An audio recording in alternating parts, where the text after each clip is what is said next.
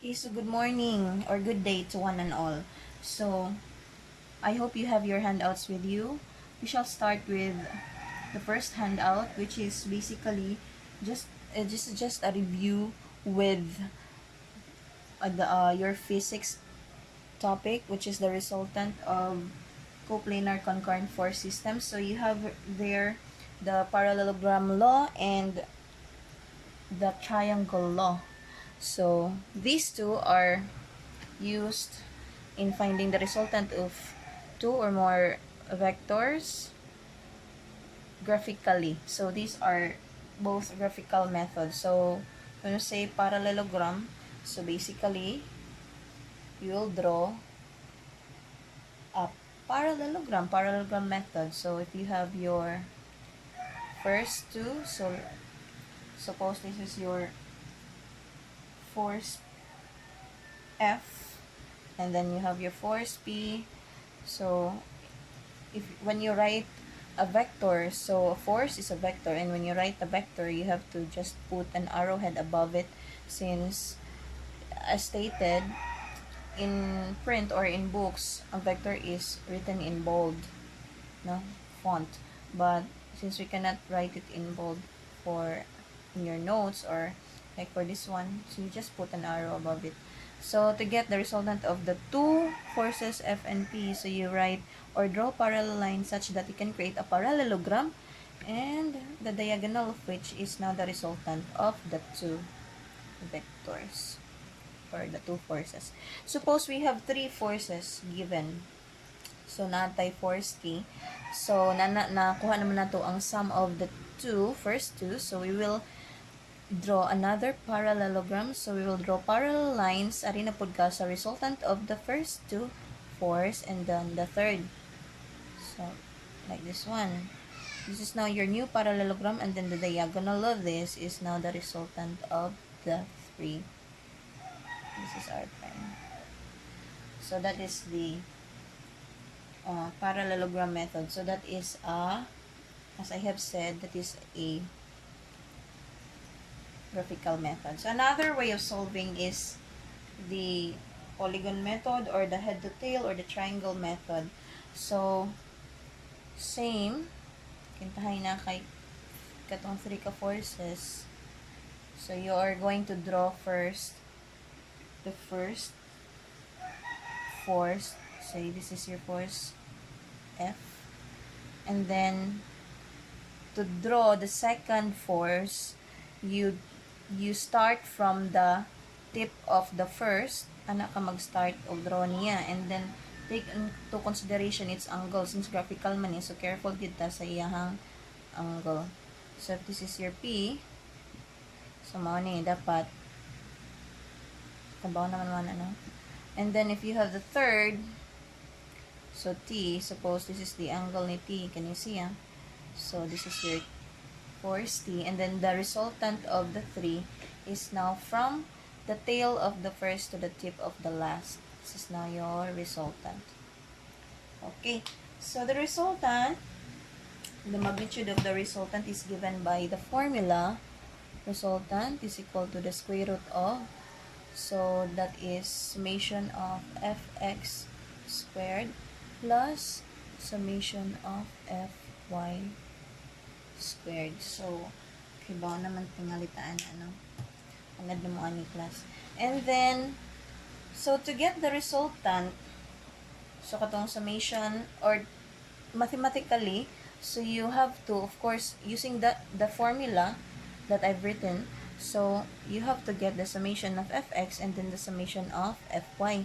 So basically kuhaon nimo ang tanang x components of the force and then tanan nga y components of the force, and then you sum up so that you can substitute it to the formula that we have.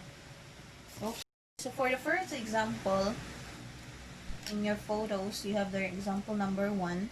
So you are given three forces, F1, F2, and F3, and determine the x and y scalar components of each of the three forces. So you are simply asked to get the x and y components. So F1x, and then 1y, f1, f2x, f2y, and then f3x, and f3y. So, manigipangita. Now, for f1, our f1 is 600. So, dali ra siya, no? f1x is 600. So, sayon naman yung siya cosine 35. And then, ang iyahang fy is 600 sine 35. Then, for f2, f2x. So, you are not given the angle, but instead you're given the slope. So, if you're given the slope, so, ang ato ang f2 is going to the left, then upward. So, left, so therefore negative ang iyang x. So, negative 500. Then, ang iyang slope, that is for, when you look at the illustration, that is special triangle 3, 4, 5 ang iyang slope. So, kay x man, so that is 4/5. So, that's how you answer. Then, f2y, again, that is special triangle 3, 4, 5 ang iyang slope. And then, our y for f2 is going up. So, that is positive 500. And then, iyang slope is 3/5. So, that is how you get the x and y components of f1 and f2. How about f3? So, let us have the components of f3. So, ang ato ang f3, this is our f3. So, kung tanaw na to sa figure, this is your 800 Newton. And then, kung tanaw na to, ang iyahang x, this one, that is 0.4 minus 0.2. So, this is 0.2. And then, ang iyahang y, that is 0.3 and 0.1. So, that is 0.4. Okay, so, para makuha na to, we can have this alpha. So, pwede na to kuhaon ang tangent of alpha, opposite 0.2 over 0.4. Or, pwede sa di mo kuhaon ang slope, kani makuha ni mo ang iyang alpha. So, makuha ni mo ang iyang angle diri. Or, pwede ra sad nga mohang kuhaon ang iyang slope, kuhaon ni mo ni. So, our slope for this one is square root of 5 over 5. So, that f3x, that is now going to the right. So, 800 positive times 0.2 over square root of 5 over 5. And then, f3y, that is ba down, so negative 800. Iyang slope is 0.4 over square root of 5 over 5. Okay. So, that is how you get its components. Okay, so let us have problem number 2. Example number 2.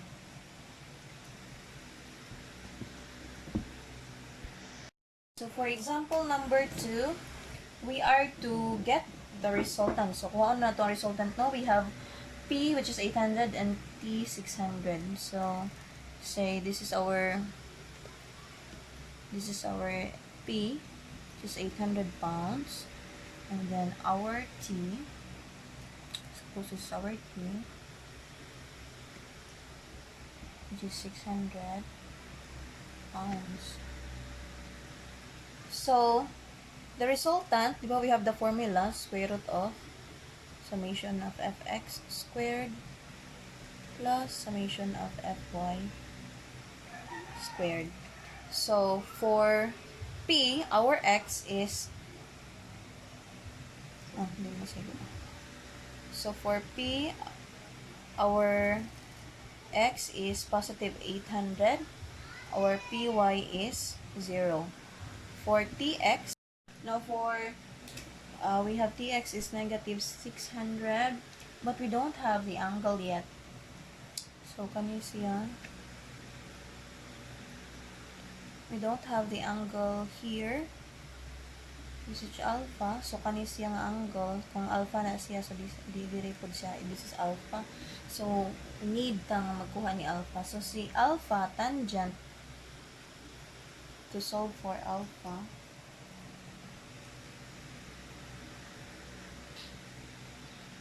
tangent alpha is opposite. So, this is B. This is D. So, BD over AD. So, this is A and then D. This is AD.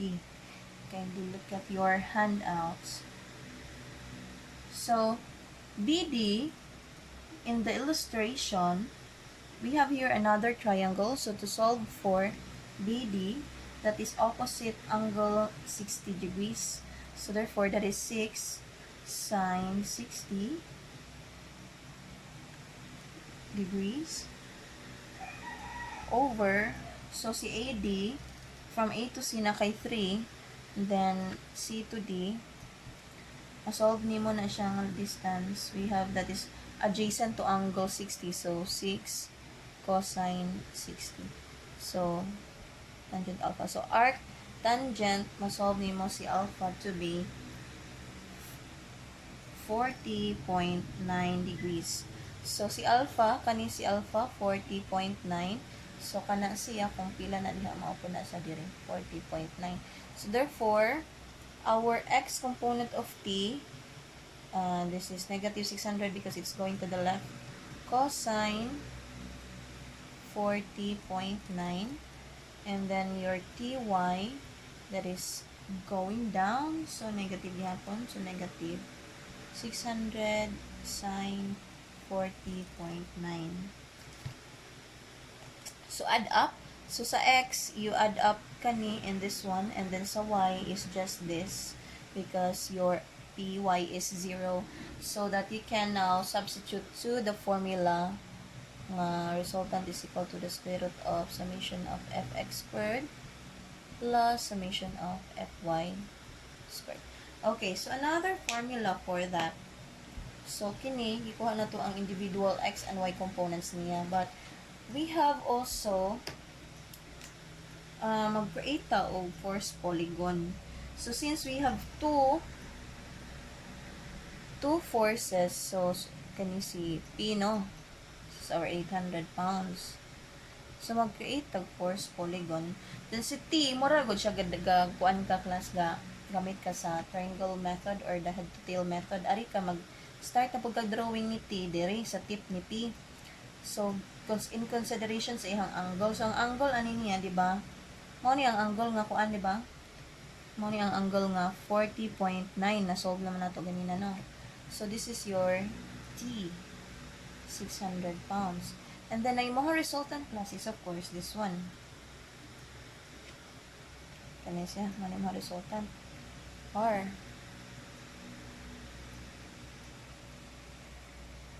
so, we have created a force polygon. So, if this is angle theta, so you have to go back to your trigonometric properties or trigonometric functions. So, we are to use the cosine law or the law of cosines, wherein we have now r squared is equal to t squared. So, again, this is using cosine or the law of cosines. T squared minus 2 tp cosine of the angle opposite to r, which is 40.9. 40.9. So, naamang kay value ni p and ni t and p. So, substituting values, masolve nimo directly si r. So, that is with the use of the law of cosines class. Kindly review. Balika laman to nyo inyong trigonometry. And then, after that, masolve na po nato ang ato ang by using the law of sines, masolve na sad nato si angle theta.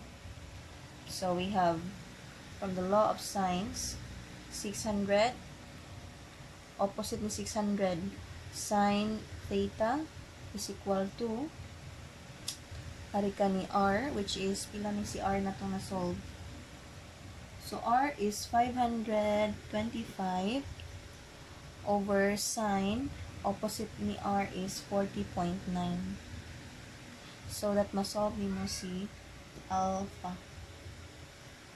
So, alpha is now 48.6 degrees. Okay. So, let us have now handout number 3. We have vector, cross, and dot product. So, dot or scalar product, because ang iyang product ana is, of course, a scalar.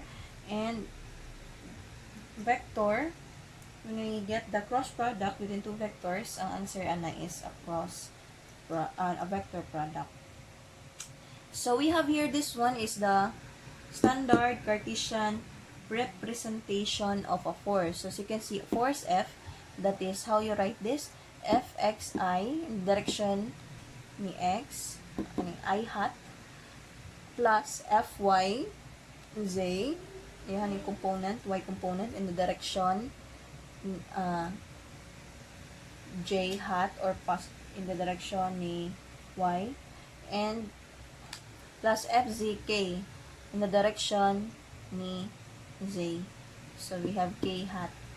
So, ang imuhang Cartesian plane, we have x, y, and z. So, naapoy lain nga books class nga iyahang Cartesian plane looks like this. Diri ang atong y, diri ang z, diri si x. So, pwede ra na siya as long as ni-follow siya sa right-hand rule. So, kung kani atong tanawon first, so, sa ato ang, we have x and y lang, di ba? Mao man itong x and y, no?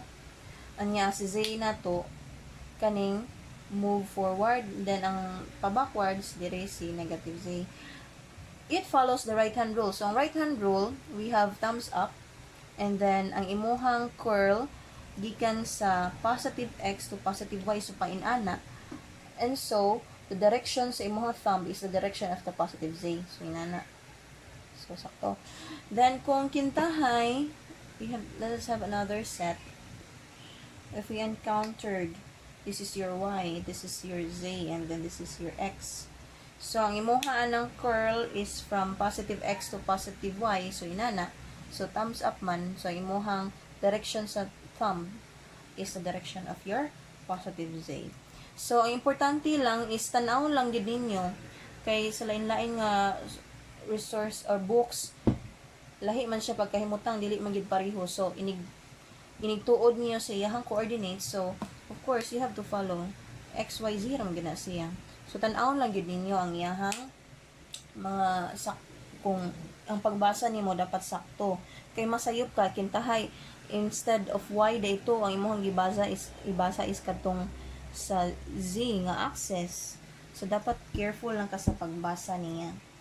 So, for this one, ay imong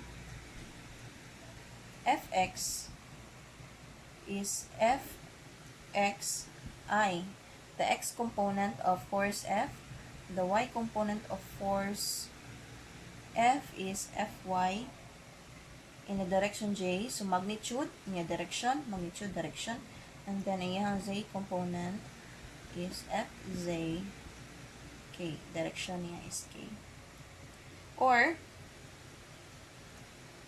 we have, therefore, diba, from the definition sa vector is that is vector. A vector is composed of kanang magnitude f in the direction. So, n hat. Atong direction nga n. Kung ato ang x is I, y is j, z is k, kaning n is any direction. So, pwede ra sad ka magamit og lambda. Or, some other books, kanipod siya n hat in any direction. So, therefore, n hat is equal to, you have vector over the magnitude, makuha ni mo ang iyahang direction po niya n. No? Then, to find for the magnitude of f, so f now is equal to square root of fx squared plus fy squared plus fz squared. So, nadugangan ra, ito ganina, Nadugangan rin nato og z component. So, also, you have there fx. How do you get fx? Your fx is f cosine theta x. Your fy is f cosine theta y. And fz, palihog kong tanaw sa inyong handouts. So, kana sila karon. These are called the direction cosine. So, kini si theta. Therefore, makuha nimo ang mohang theta x. We have fx over f. Imuhang theta y is fy over f. And your theta z is fz. Di na makita. Over f. So, this is now how you obtain kani theta x, theta y, and theta z. These are what's called the direction cosines. Okay. Okay, so let us have first dot product.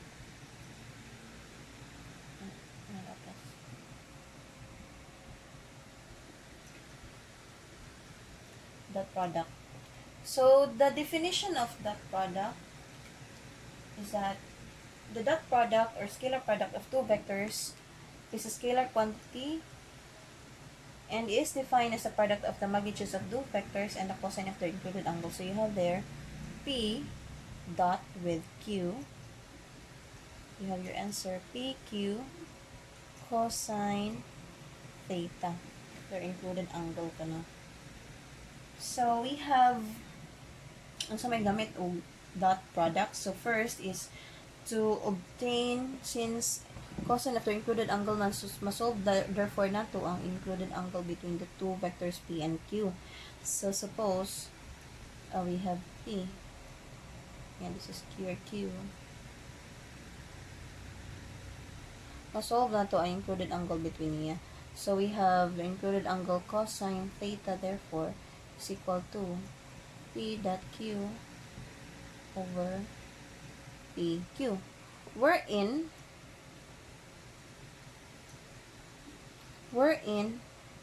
we have this one and this one.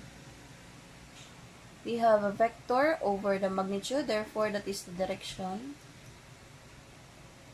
P dot with direction of Q. Now, kaning siya, gikan na siya sa definition of a vector class na vector is equal to diba we have vector F is equal to magnitude of F n hat.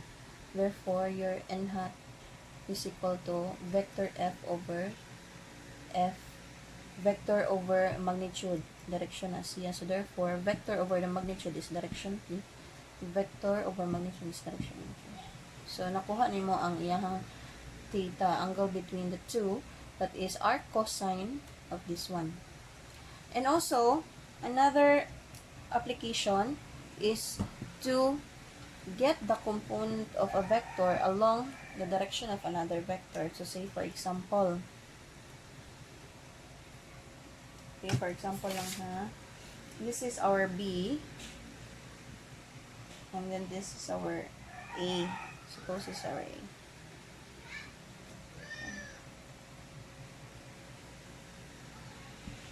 Vector E. So, if we are to obtain this one, kini siya, so kana siya makita nilang included angle between them. So, kung kuha na to ang component ni B along A, so this one, ito na siyang i-project. So, this is now B cosine theta. So, kani siya, no? Component ni B along A. So, kani siya. So, B cosine theta. So, from the definition of that product, A dot B is equal to AB cosine theta. So, masolve na to ang component ni B, which is, kani siya, component ni B along A, which is B cosine theta. So, si B cosine theta, atoan siyang overrun of A. Therefore, mahabilin si B cosine theta So, mauna karon ang component ni B along A. So, kani siya is so, B dot in the direction A. No? So, inanaon ra di ay. Para makuha nato ang component ni B along A, so, imuharang i-dot. Kuhaon ra nimo ang dot product ni force B in the direction ni A. Component ni B along A, imuharang kuhaon ang dot product ni force B with the direction ni A. Okay. So, what about if kuhaon na pod nato ang component ni A along B? So, component ni A along B. So, same lagi hapon.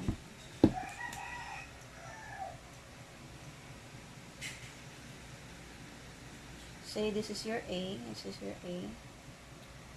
Ang gabi mo. So, mo niya to ang B. So, kani.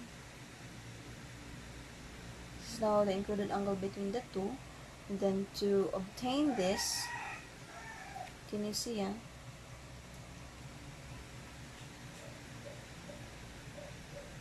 Ano? Ano di ay? This one. So, para makuha na to ni, kana siya, kani, this is now A cosine theta. So, si A cosine theta, from the definition of that product, A dot B is equal to AB cosine theta. So, si A cosine theta, di ara. So, atong overan og B, para ma-cancel out, ano? So, si A cosine theta, therefore, is now equal to this one, A dot ni B. So, nga naman na, again, A cosine theta, this one, kani siya, is the component of A along the direction ni B. So, how you get it? You simply get the dot product of the vector A with the direction ni B. So, this is again the component of A along the direction ni B. You simply get the dot product ni A dot with the direction ni B. Okay. So, we have the laws that are applicable sa dot product. So, it is commutative. So, say commutative class, pwede ra na siya magbaylo. A dot B or B dot A, it will give you the same answer. Associative, so pwede sad siya associative and distributive. Then, in your handouts, you have there, pwede siya, no? Distributive property does apply. And, associative sad siya when multiplied by a scalar. Okay, so, since I, J, and K are orthogonal, so nga naman is siya class, we have I dot J. So, kung kag I dot J, kuha na to ang dot product between two vectors that are, unsa man ni, ang isa is along I, ang isa along J. So, it is perpendicular. No? When say perpendicular, ang iyahang included angle between nila is 90. So, cosine 90, cosine the included angle, so cosine 90 is 0. That is why I dot J, I dot K, and J dot K, basta kay dili siya same og direction, ang iyahaan ng dot product is 0. So, wala na siya kwenta. Then, if we have two vectors, ang ma-compute na to ani is if we get the dot product between two vectors na same og direction along the same direction. So, we have I dot I. So, ang included angle nila, 0, di ba? So, cosine of 0 is 1. So, pwede ka makaget sa iyahang dot product. So, I dot I, J dot J, and K cross K. So, the definition of dot product, so, kani siya nga definition, actually, simplify ra nato ang iyahang kani siya. Suppose we have A dot B And then our A is AXI plus AYJ plus AZK. And then dot with BXI plus BYJ plus, wala naman kita, BZK. So, actually, ato ara gini siyang gikuan class. Ato ara ni siyang distribute. So, we have AX, BX, I dot I plus AX, BY, I dot J plus AY, BX, I dot J.